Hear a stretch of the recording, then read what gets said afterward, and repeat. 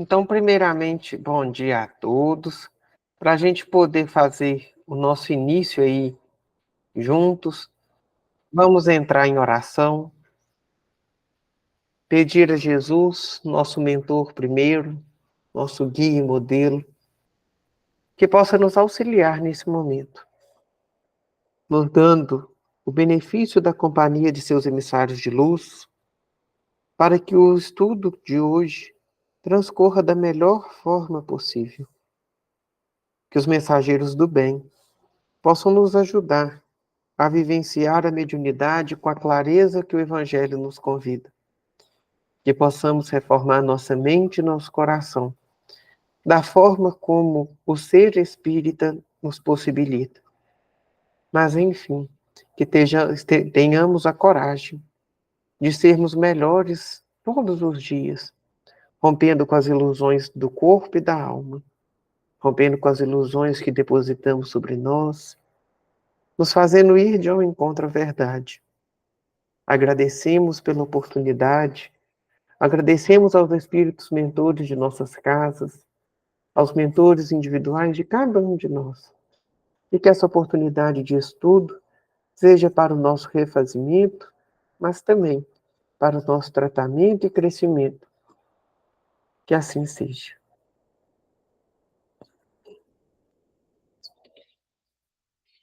Gente, bom dia novamente. Bom dia. Vocês vão me falar se vocês estão conseguindo enxergar aí o slide, por favor. Vem cá. Sim, tranquilo.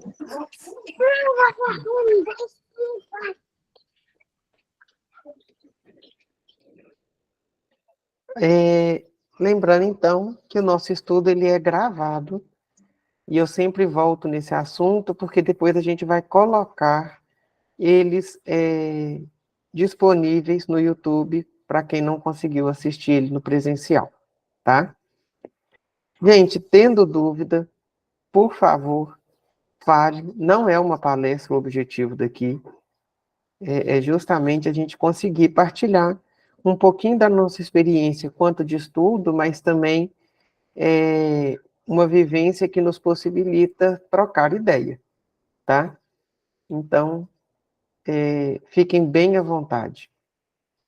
Lembrando que, para a maioria de nós, a gente participou nos últimos tempos de uma formação básica sobre mediunidade. A gente falou sobre temas teóricos da mediunidade, né, vamos dizer assim, temas que para a gente foi muito importante, para a gente continuar nesse aprofundamento do conhecimento. Aqui a ideia não é fazer um curso acerca da mediunidade.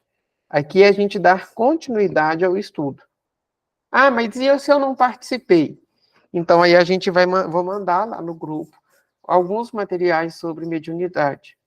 Mas o grande passo básico, eu acredito, que seja a leitura e o estudo daquele livrinho azul que a gente fez, que é o Mediunidade, Teoria e Prática, o volume 1. Tá? Por que a espiritualidade pensou nesse modelo agora de grupo de estudo? Porque se a gente já entende como o mecanismo da mediunidade acontece, teoricamente, o grande desafio não é lidar com a mediunidade no âmbito do centro espírita. A grande dificuldade é ser médium quando a reunião acaba. Quando a gente sai da palestra, quando a gente sai de uma tarefa como campanha do quilo, salinha de costura, bazar, o grande desafio é conviver com a mediunidade, sabendo que isso é uma coisa natural e intrínseca a cada um de nós. Por mais que o livro dos médiuns nos esclarece que todos nós somos médiuns, aos médiuns ostensivos a gente vai precisar de dar uma atenção a mais. Então, foi sugerido pela espiritualidade que a gente estudasse capítulo a capítulo deste livro Vivência Mediúnica. E a ideia inicial é a gente fazer esse estudo como um miudinho mesmo, A gente indo parágrafo por parágrafo, comentário por comentário, e hoje a gente vai estudar a apresentação dele. Esse livro, ele é um volume do projeto Manuel Filomeno de Miranda. Esse projeto, ele é desenvolvido lá na Mansão do Caminho e tem por objetivo instruir as casas espíritas sobre as atividades da casa, desde a formação de tarefeiros, como a implantação de novas tarefas.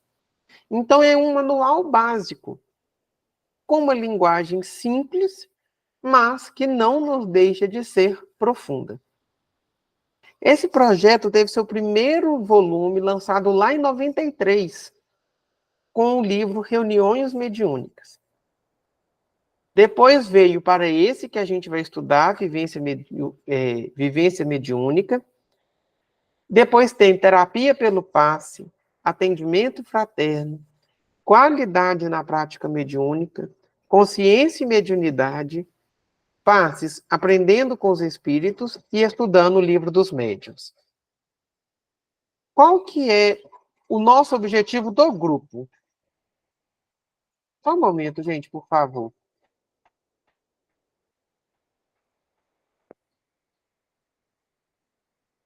Qual que é o nosso objetivo do grupo? É estudar a mediunidade. Então, quando a gente fala que nós vamos estudar a mediunidade, a gente também tem um desafio aí, que é pegar textos, pegar livros que vão nos possibilitar esse estudo. E aí a gente vai entrar no texto. Como que vocês preferem? Que a gente vai lendo e comentando, ou vocês preferem que eu vou só comentando e a leitura vocês fazem posterior?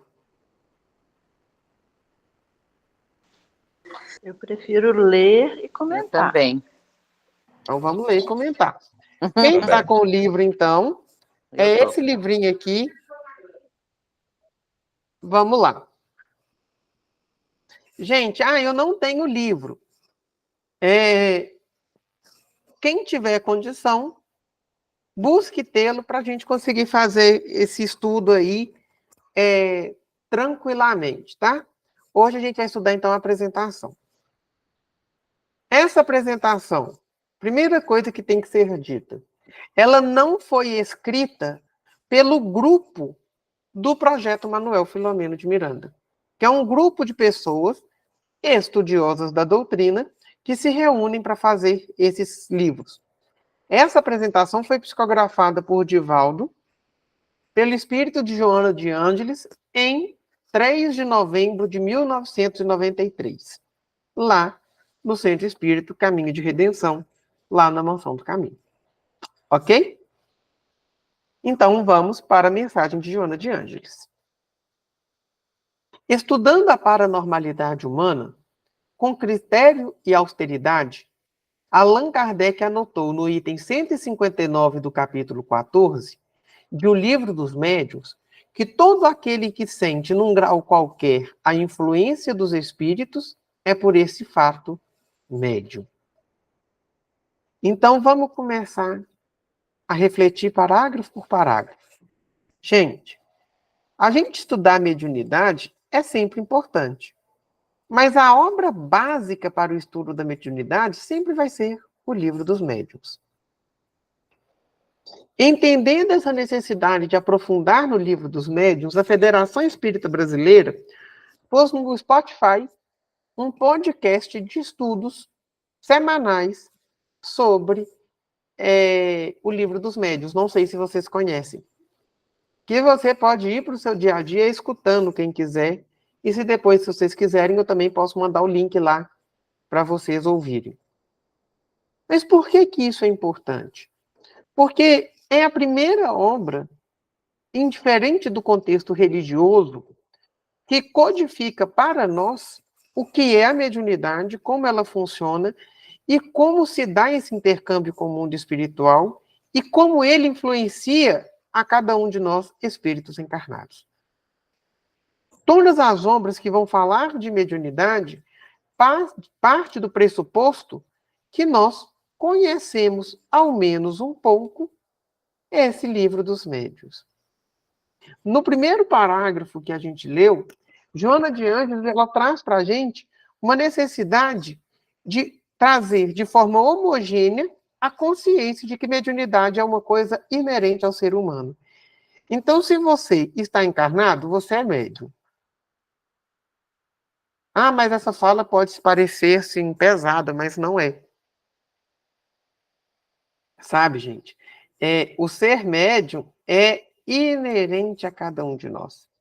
Ser médium é natural. Agora, como essa mediunidade vai se manifestar? Aí sim, vai ser diferente em cada um de nós. E Joana de Ângeles continua.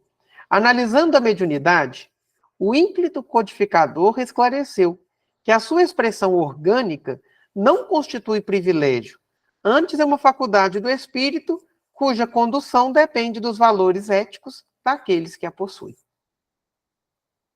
Então, fica marcado quando eu fui estudar e preparar o estudo de hoje, que a condução não depende dos fatores éticos do médium. A pessoa, tendo ou não o compromisso evangélico, ela é médium. Então, por que eu falo de uma condução evangélica? Porque a ética que norteia a mediunidade dentro de um contexto espírita é uma ética cristã. Mas o que é ética, afinal? Então, ética é definida como a teoria, o conhecimento ou a ciência do comportamento moral, que busca explicar, compreender, justificar e criticar a moral ou as morais de uma sociedade. A ética é filosófica e científica. Vamos traduzir.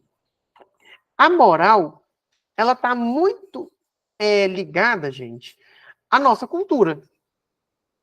Culturalmente, nós temos algumas coisas que a gente aprende com o nosso pai, com a nossa mãe, com os nossos avós. E isso não é questionado, já é tomado como verdade, porque aquilo é o certo dentro daquele contexto. A ética é quem vai nos fazer questionar se aquelas verdades são ou não verdades para nós.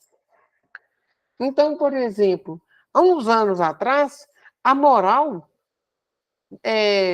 justificava, dentro de um contexto de casamento, onde houvesse traição por parte da mulher, o homem ir lá e matá-la, para limpar sua honra. A ética questionou. Hoje se estabelece uma nova moral. Tanto é que a gente vê inúmeras campanhas contra a violência doméstica. Então, a ética do Cristo é também uma ética questionadora, porque a gente vem trazendo uma nova forma de enxergar o mundo, enxergar a nós mesmos e enxergar o contexto mediúnico. Porque a mediunidade, muito antes do Cristo estar aqui encarnado em nosso meio, ela já prevalece nos homens, né? na gente, nós seres humanos. Então, aí já vem a primeira advertência. O compromisso com o desenvolvimento ético tem que ser o compromisso primeiro do médium. Daqui a pouco a gente vai entender por quê. Não é só como um discurso vazio. Tem uma finalidade. Vamos voltar ao texto. Desse modo, ela está presente na quase totalidade dos indivíduos e em todo lugar, desvinculada de quaisquer conquistas morais ou de outra natureza. Então, vamos lá. Quando a gente fala da questão moral, a gente pode falar sobre a moral espírita.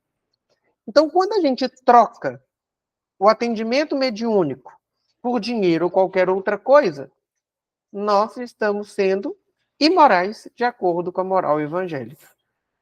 Ah, mas na outra religião, gente, a gente está falando da nossa. Vamos preocupar só com a nossa. No Evangelho segundo o Espiritismo, já nos deixa claro que não se cobra aquilo que a gente recebe de graça. E como que eu vou cobrar um atendimento espiritual com um espírito, se eu não sei se na hora que eu agendei, ele vai estar ali? E quem disse que se eu cobrar, ele vai vir? O médium é medianeiro.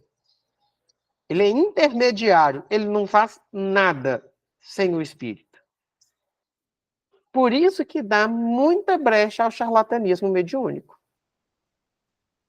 Porque o médium se envaidece e quer fazer da mediunidade profissão. E, uma vez, uma mentora espiritual, numa casa que eu frequentava, disse assim: se você tiver que escolher entre a mediunidade e o trabalho para seu sustento, escolha o trabalho. Então, essa fala fica marcada porque esse é o compromisso de cada um de nós.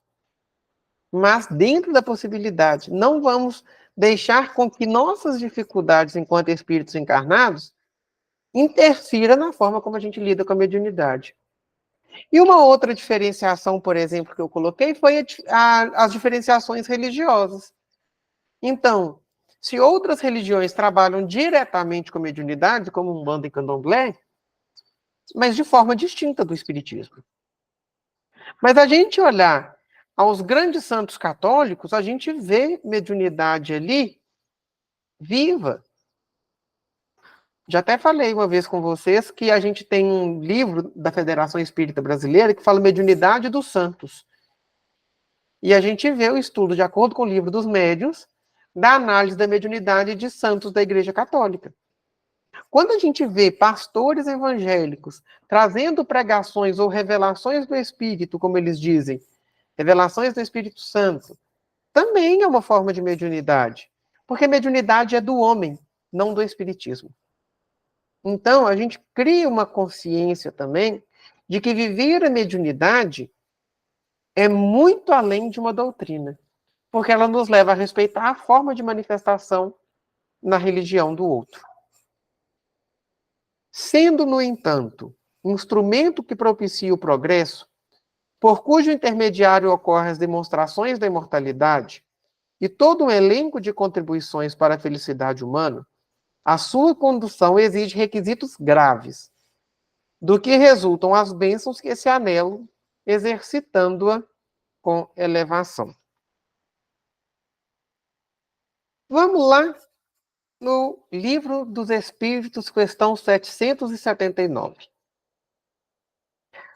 Perceba que Joana de Ângeles coloca a mediunidade como inerente ao homem, mas também coloca uma finalidade para essa mediunidade, que é o progresso. Kardec pergunta aos espíritos: a força para progredir áurea o homem em si mesmo ou o progresso é apenas fruto de um ensinamento? Os espíritos respondem: o homem se desenvolve por si mesmo, naturalmente, mas nem todos progridem simultaneamente e do mesmo modo. Dá-se então que os mais adiantados auxiliam o progresso dos outros, por meio do contato social. Gente, existe uma centelha em nós que nos faz progredir, que nos faz querer adiantar, que nos faz querer transformar enquanto espíritos. Isso, por exemplo, no contexto mediúnico, é o nosso querer ser melhores médiuns todos os dias. Estar em ação de acordo com esse mandato que a gente pediu no plano espiritual quando fomos encarnar. Mas também o contato social é para nós uma alavanca de progresso. E esse contato social se dá com outros espíritos encarnados ou não. Então, para quem participa de uma reunião mediúnica ou tem uma mediunidade e consegue ter contato com os espíritos, quanto conhecimento e quanto aprendizado a gente não tem. E da mesma forma, num círculo de amigo ou familiar, a gente também tende ao progresso. E Joana coloca uma frase assim, um trechinho: exercitando-a com elevação. Não é exercitar a mediunidade de qualquer forma, é com elevação. E nos livros do médium, na segunda parte, capítulo 20, tem lá no item 11A, uma outra pergunta que Kardec faz. Quais as condições necessárias para que a palavra dos espíritos superiores nos chegue isenta de qualquer alteração? Olha o que os espíritos colocam. Querer o bem, repulsar o egoísmo e o orgulho. Ambas essas coisas são necessárias. Gente, que desafio. Exercitar com elevação é o médium interferir o mínimo possível na comunicação dos espíritos superiores. E o caminho para isso é querer o bem, repulsar o egoísmo e o orgulho. Ou seja, é ter coragem de desconstruir o nosso eu para edificá-lo novamente a partir de bases morais cristãs. Por isso que ao médium estudar não deveria ser facultativo. Deveria ser um compromisso pessoal no seu exercício. O perfeito conhecimento dos objetivos da mediunidade equipa o intermediário para a desincumbência do compromisso assumido antes da reencarnação. E o seu menosprezo acarreta problemas muito complexos, interferindo na existência de seu portador. Vamos lá. Qual que é o objetivo, então, da mediunidade? E a gente pode ler assim. O principal objetivo da mediunidade é a evolução moral da humanidade. Por isso, a cada dia vê-se multiplicar o número de criaturas com possibilidades mediúnicas afloradas em todos os lugares, em todas as classes sociais, sendo que o progresso da humanidade somente se dará com a melhoria individual do ser humano. Nesse caso em especial, o médium tem uma atuação essencial, pois são como árvores destinadas a fornecer o fruto do alimento espiritual a seus irmãos. Olha que trecho que dá para a gente fazer uma palestra, né? Porque se a mediunidade é a alavanca moral, ela é a primeira alavanca moral para o próprio médium. E aí a gente cria uma dificuldade do médium ser aquele moralista que só fala para o outro. E se coloca num pedestal de quem ele é o intermediário de espíritos superiores. Não, gente. O médium normalmente é o espírito mais doente espiritualmente. Porque, igual eu sempre brinco, uma doença leve não leva ninguém ao CTI. A mediunidade é o CTI da alma. Então, quando o médium é consciente, ele tem por objetivo esse desenvolvimento, esse progresso moral de si mesmo e de ser árvore que dá alimento ao outro. Então, ao médium também cabe um compromisso de levar luz ao seu meio. Ele coloca, assim, sobre o planejamento no compromisso reencarnatório. Perceba que a mediunidade não é dada ao espírito quando vai encarnar. Não, gente. É uma programação. Sobre esse planejamento encarnatório, a gente tem um exemplo no livro Missionários da Luz, lá de André Luiz. Vamos pegar esse trechinho. Segismundo, presentemente, prosseguiu o outro. Voltará ao rio da vida física. A situação o exige e não devemos perder a oportunidade de encaminhá-lo ao necessário resgate. Segundo está informado. Raquel, a própria criatura que ele desviou em nossa época de laços afetivos mais fortes, e Adelino, o infeliz marido que o nosso irmão assassinou em lamentável competição armada, já se encontram na crosta desde muito, e há 4 anos religaram seus elos do matrimônio. Tudo está preparado a fim de que Segismundo regresse à companhia da vítima e do inimigo do pretérito, no sentido de santificar o coração. Será ele, de conformidade com a permissão dos nossos maiores, o segundo filhinho do casal. Olha um exemplo da preparação de um espírito para encarnar, para que se torne filho daquele que anteriormente, uma vida pretérita, aquele espírito tinha assassinado, para reconstruir os sentimentos, reconstruir o coração e trazer por amor aquilo que foi destruído no ódio. Então, A mesma coisa é com nós, cada um de nós que somos médiuns. Houve uma programação espiritual onde nós estávamos com um grau de consciência muito mais amplo, porque não tínhamos a matéria como ilusão e nem como essa forma mais grosseira de nos impedir chegar aos sentimentos mais profundos. Então não adianta o médium falar, nossa, quando eu pedi isso, eu devia não estar bem da cabeça, não.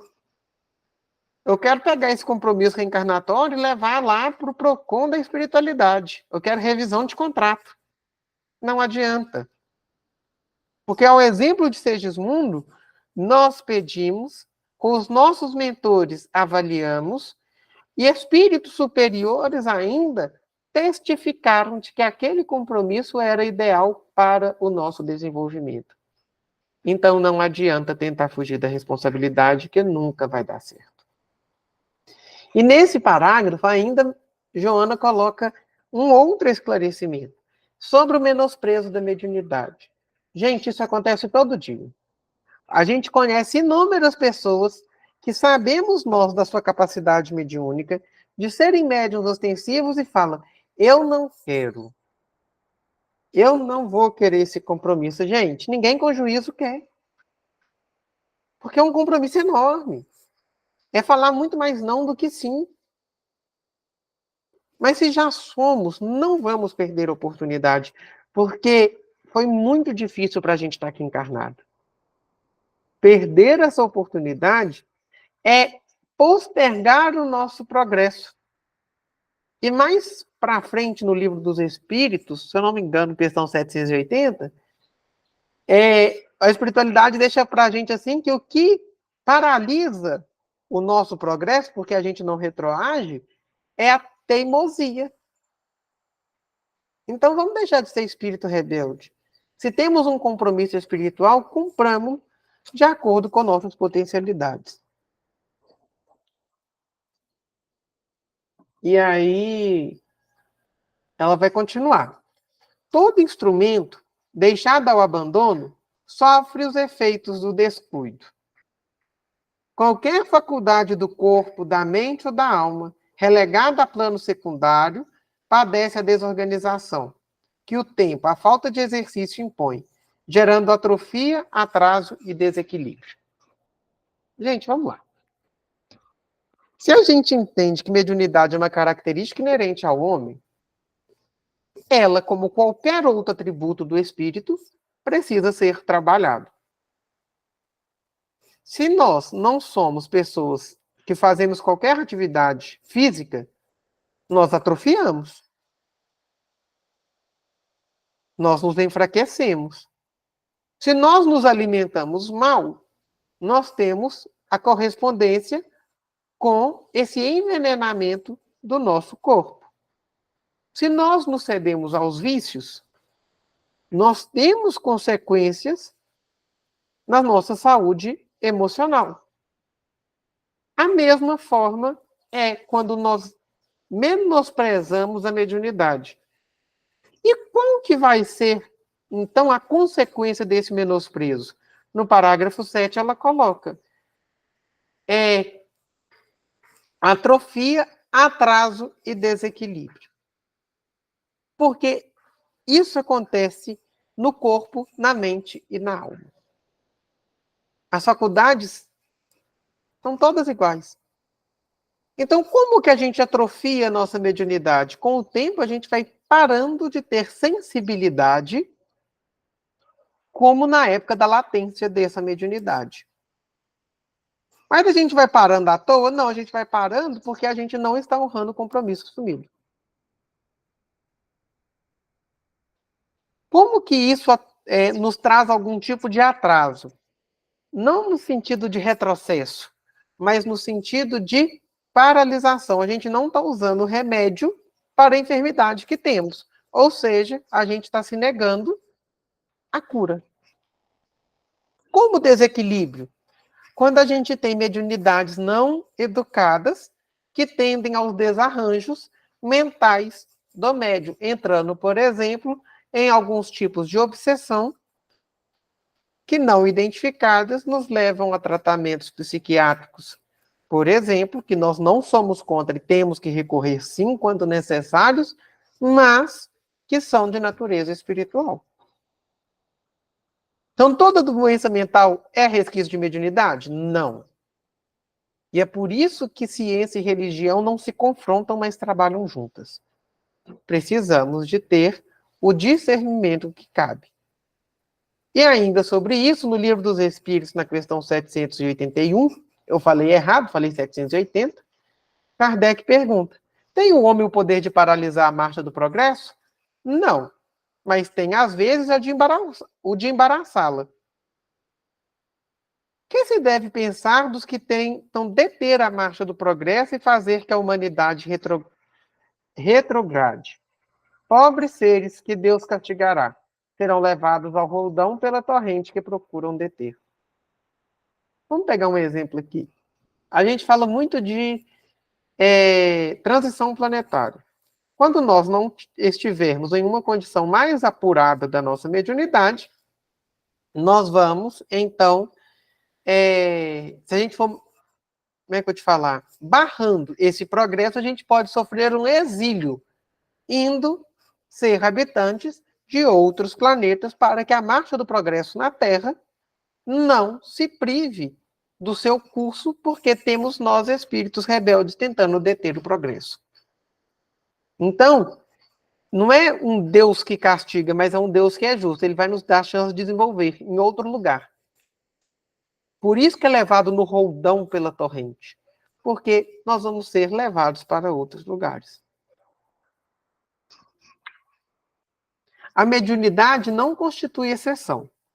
Médiuns conscientes ou não, foram os santos, os sábios, os artistas, os cientistas, por conseguirem sentir a presença dos espíritos ou do pensamento superior de que se tornaram instrumentos, expressando nas próprias vidas, nas realizações e inventos, a manifestação superior de que se fizeram objeto. Gente, eu acho esse parágrafo aqui importante. Toda manifestação do espírito é mediunidade. Grandes artistas, grandes compositores sempre são inspirados por grandes espíritos. E aí, eu queria trazer aí uma frase, um pedacinho desse parágrafo, que é médiuns conscientes ou não. Porque tem médiuns que não têm consciência da inspiração que está tendo dos espíritos. Lá no Livro dos Médiuns, na primeira parte, capítulo 16, Kardec coloca assim: médiuns naturais ou inconscientes, os que produzem espontaneamente os fenômenos sem intervenção da própria vontade, as mais das vezes a sua revelia. Então, o médium inconsciente é aquele, nesse contexto, tá, gente, que vai trazer a informação da espiritualidade, vai ser intermediário, mas às vezes sem se dar conta de que está sendo inspirado. E os facultativos ou voluntários, ou conscientes, os que têm o poder de provocar os fenômenos por ato da própria vontade.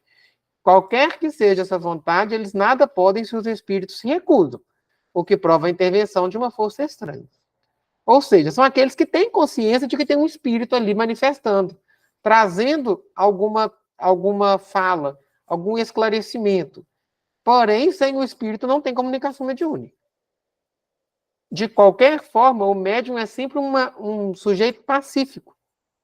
Um sujeito passivo, desculpa, que sofre a influência de um outro para que a manifestação aconteça. Gente, até aqui, dúvida, tá tranquilo, eu tô falando grego, como é que tá? Porque vocês estão tão caladinhos que tá me dando medo. Não, tá ótimo. Tá tranquilo. Tá tranquilo. Prestando atenção. Vamos lá, parágrafo 10. No que tange a conduta espírita, o médium é portador de abençoada instrumentalidade para auto-iluminar-se, promover o progresso da humanidade, desenvolver os valores nobres, consolar e amparar as criaturas atormentadas e sofridas de ambos os planos da vida. Ixi. Gente, Emmanuel, escreve um livrinho que todo espírita tinha que ler na vida. Chama Conduta Espírita. Ele é fininho, ele é pequenininho e ainda é barato para quem quiser comprar. Mas é um livro que ele devia ser, assim, obrigatório. No sentido de, você vai ser tarefeiro? Leia o livro. Você vai fazer qualquer coisa na casa espírita? Quer conhecer o espiritismo? Leia esse livro. E Emmanuel, que esse livro quem escreve é André Luiz, desculpa, mas Emmanuel, no prefácio desse livro, conhece assim, escreve assim: reconhecemos assim que não basta admirar o Cristo e divulgar-lhes os preceitos. É imprescindível acompanhá-lo para que estejamos na bênção da luz. Ou seja, para falar bem, curso de oratória basta. Para seguir o Cristo demanda ação. Viver o Evangelho. Então, não nos contentemos com quem fala bem. Contentemos em quem dá testemunho do que prega. Porque senão, somos apenas pessoas levadas pela ilusão de um Evangelho e não pela possibilidade de atuar com ele. Porque o compromisso do médium é, olha como que ela coloca, auto-iluminar-se e promover progresso. E aí a gente tem um outro perigo. A gente acha que o médium é só em função do outro. Ele tem que trazer mensagem para o outro, ele tem que consolar o outro. Gente, não somente. É amor próprio e é prudente que o médium seja consolado e seja abraçado pela própria mediunidade e pela mediunidade de outros companheiros espíritas. Então, nos traz um compromisso tanto conosco quanto com o nosso grupo. Porque as pessoas tendem a achar que o médium não tem problema, não precisa de ajuda e ele está sempre bem. Mentira tudo. Médium é uma pessoa como qualquer outra, que também precisa de sustento. Normalmente se requer de um médium um ser superior, um super-homem quase. Não façam isso. E olhe para o médium. Porque ele também precisa se iluminar. Porque se ele fosse pronto, ele era um espírito missionário. E de verdade, médiuns como espíritos missionários, não caiamos na ilusão. São poucos. Nós não somos o Raul Teixeira, nós não somos Chico, nós não somos Divaldo, nós somos um grãozinho de areia. Importante, necessário. Vamos chegar a ser espíritos missionários um dia, na pluralidade das encarnações. Mas o espírito missionário não é a grande maioria dos médiuns. E Joana continua. Assim, o indivíduo é médium em todos os momentos da existência física e não esporadicamente, durante as reuniões de que participa. Quem dera, né, gente? Que a gente fosse médium 2 horas por semana. Não tem jeito. Quem assistiu o filme do Divaldo, aquele Mensageiro da Paz, você vê exemplos de mediunidade corriqueira. Ele está andando na rua, tem um espírito conversando com ele. Ele está trabalhando, tem um espírito falando. Ele está na casa da mãe, a avó aparece para ele. Gente, mediunidade não está atrelada a centro espírita. Você não vai dar passividade para uma comunicação psicofônica fora de um contexto de reunião mediúnica. Isso é prudência.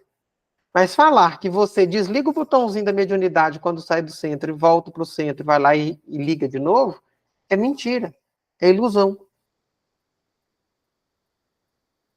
Então a gente tem que tomar cuidado. Conforme a conduta mental e social, graças aos pensamentos e ações, atrai espíritos com os quais se afina, passando a agasalhar-lhes os sentimentos e as ideias, que exteriorizará, às vezes, sem dar-se conta. Gente, vamos lá. Pensamentos e ações provocam atração de espíritos. Nós temos, para esclarecer isso maravilhosamente bem, o livro Pensamento e Vida, do Emmanuel. Então, se eu quero saber com qual companhia espiritual eu estou andando, Basta que eu olhe no espelho e veja como eu sou. Quais os pensamentos corriqueiros passam em minha mente? Quais as ações que habitualmente eu faço?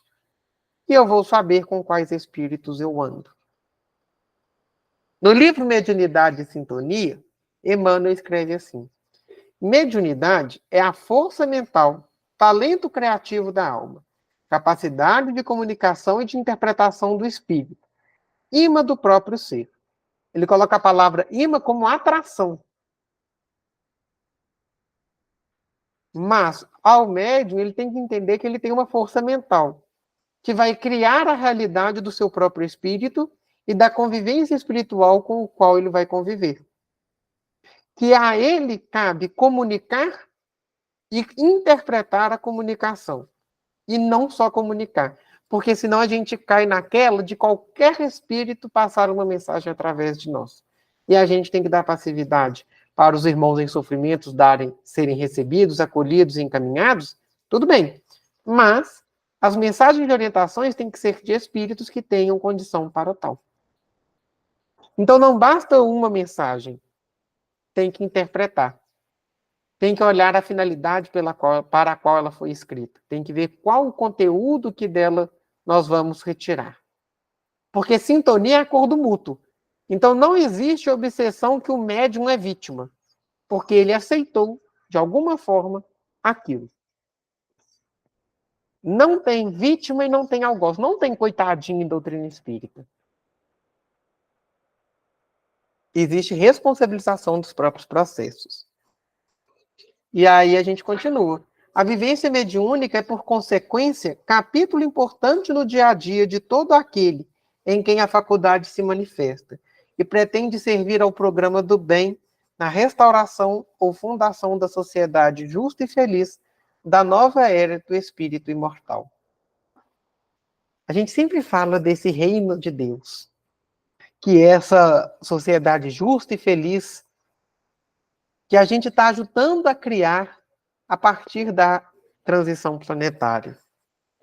Mas quando a gente recorre lá à carta de Paulo aos Romanos, Paulo escreve assim: pois o reino de Deus não é comida e nem bebida, mas justiça, paz e alegria no Espírito Santo.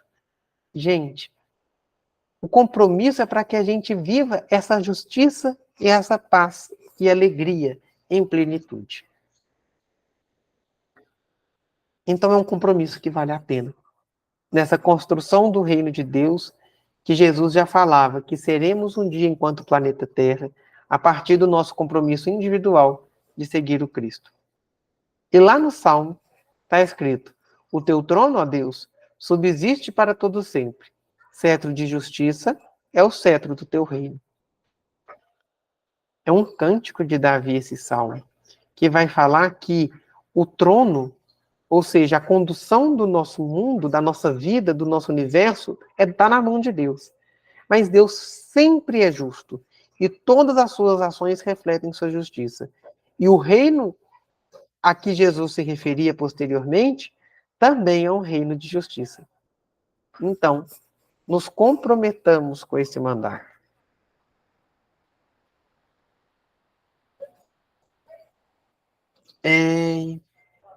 Vamos lá. Eu estou de olho aqui no tempo. A disciplina constitui um elemento importante para que outros deveres se apresentem, favorecendo a desincumbência do ministério abraçado.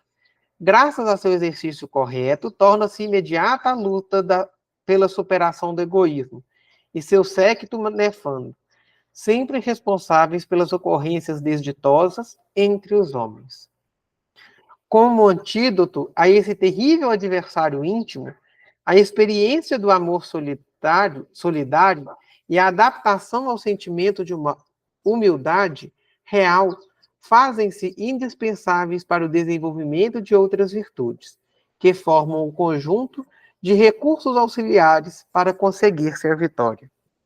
A vivência mediúnica saudável é a consequência da conscientização do compromisso, que se adquire através do estudo da própria faculdade, da meditação acerca das suas finalidades, quanto da irrestrita confiança em Deus.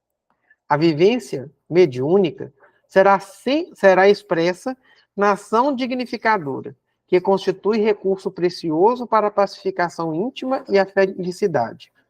Médiuns existem de todos os quilates e portadores das mais variadas faculdades.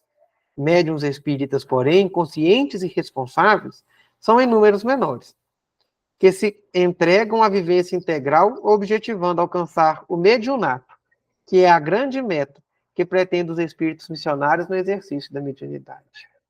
Então, vamos lá. Aqui eu li uma gama maior de parágrafos. Gente, mediunidade está sempre atrelada à disciplina.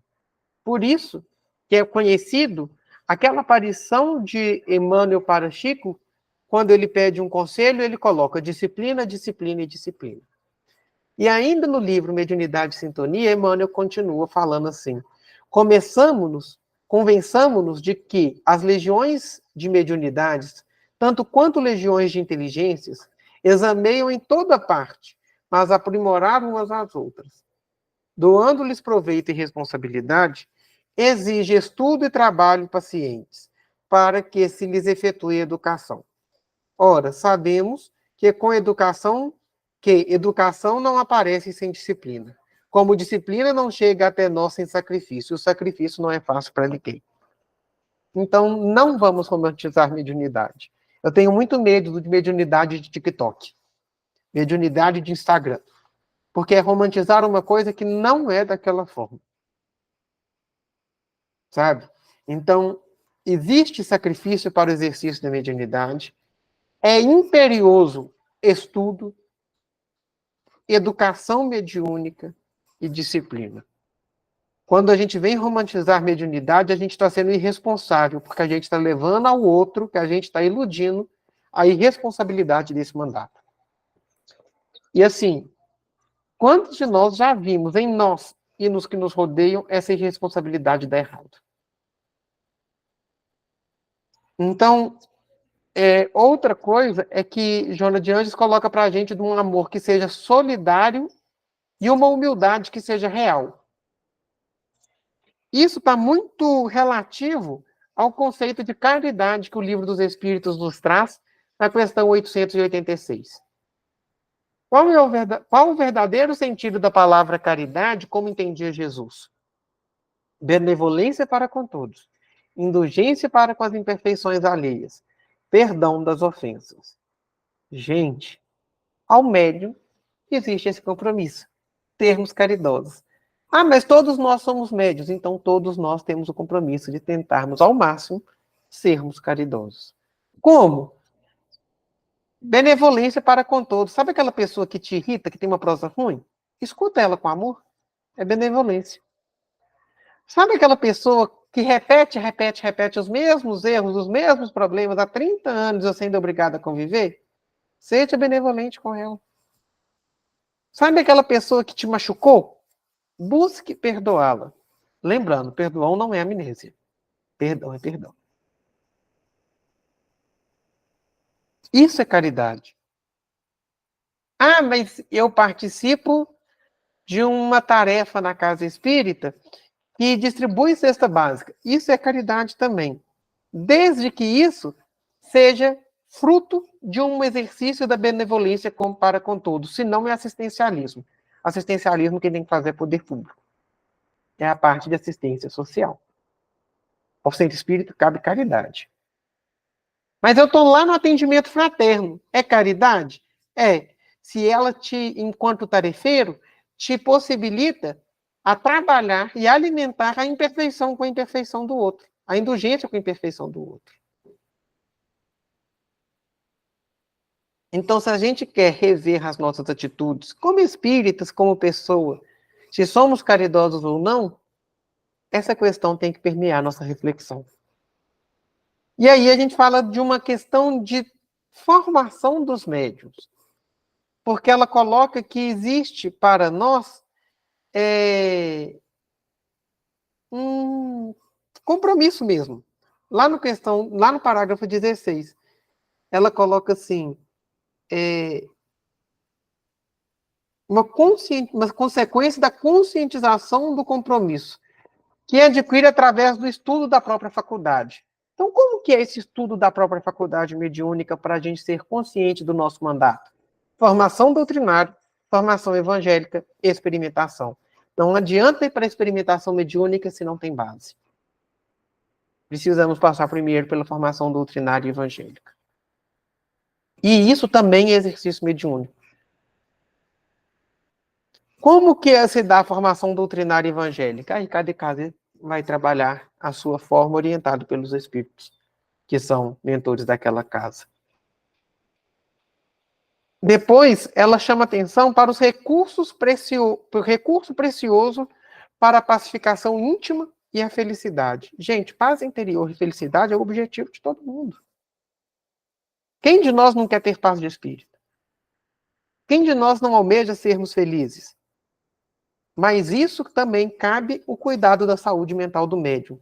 Porque ele não convive apenas com as próprias emoções. Ele convive com a emoção que a influência espiritual o toca. E é necessário diferenciar o que é dele e o que é do espírito.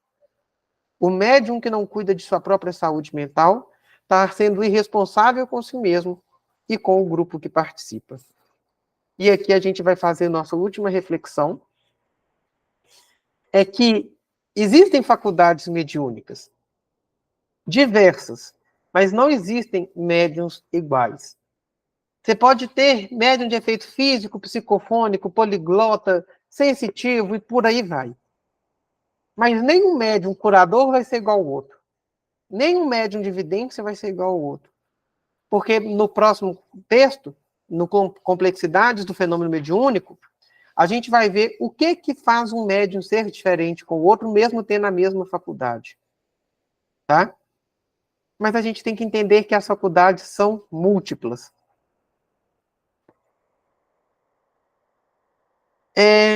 Vamos lá, nos últimos parágrafos.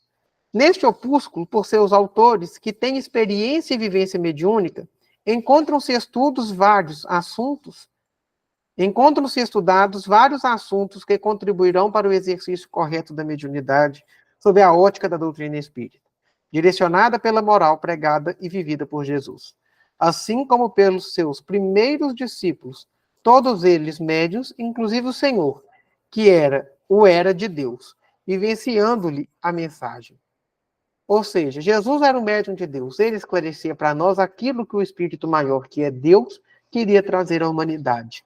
E esse é o objetivo dessa obra que a gente vai começar a estudar, nos trazer uma contribuição para o correto exercício da mediunidade. Confiando que estas breves páginas alcançarão as mentes interessadas na vivência mediúnica e os sentimentos que buscam realização íntima, rogamos ao Mestre que nos abençoe e nos guarde sua paz. Ou seja, precisamos de, para estudar, ter interesse. Os espíritos não dão para a gente uma pílula chamada interesse. Ele desperta em nós o interesse. Dar continuidade na busca do estudo é compromisso individual. E ele fala da reforma íntima, que é esse aprimoramento dos sentimentos. Então, mais uma possibilidade que essa obra vai nos trazer. Gente, a gente termina aqui a apresentação. Alguém quer falar alguma coisa, trazer sugestão?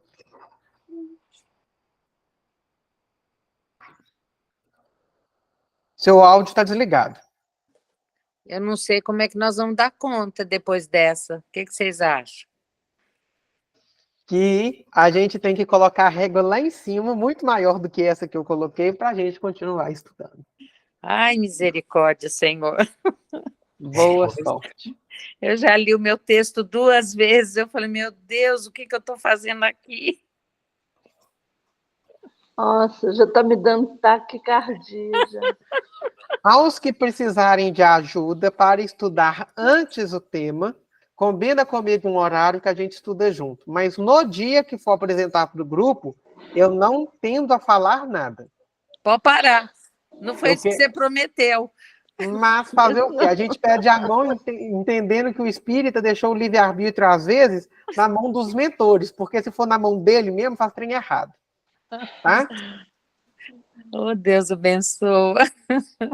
Mas foi muito bom. Ah, que bom, então. Foi Que maravilhoso. seja útil. É. Vamos fazer uma nossa aula. prece? Oh, o Luiz não conseguiu entrar porque ele não recebeu o link. Tá no grupo. Ah, não, Ele não deve tá estar no no grupo. Vou colocar ele aqui. Ele não entrou lá pelo link que eu coloquei, então. Mas Eu você vou- podia ter mandado para ele. Eu mandei só para o Murilo. Falei, o Luiz não conseguiu. Não, o Luiz mandou não para vi. você. Eu cheguei Gente, atrasada porque eu estava numa aula, não, tá? não culpa Tá no não. trânsito, tá? Até o curso começar, mas eu coloquei o link lá no Tarefeiros, viu? Ah, então, obrigado. Gente, foi bom, viu? Nivaldo, faz a prece para a gente encerrar? Levante nosso pensamento a Deus, agradecemos mais um dia em nossas vidas, ao Pai, Mestre amado, esses ensinamentos entre nossa mente e coração, possamos seguir adiante todos esses ensinamentos, possamos tratar a mediunidade com respeito, carinho, pois ela veio nos trazer essa oportunidade, nessa nossa reencarnação, de repararmos um pedacinho do nosso passado. Mais uma vez agradecemos, Senhor Jesus, por esses ensinamentos. Abençoe a cada um aqui presente, possamos ter a paz, a caridade e nossa evolução. Que assim seja, hoje e sempre. Que assim seja. Vamos lá. Que seja. Meus Graças irmãos, a gratidão. Muito obrigado. Até a próxima semana. Família agradece penhoradamente. Com Deus. Tchau. Até a Beijo para próxima. todos. Beijo. Tchau. Próxima semana, quem é? Tchau.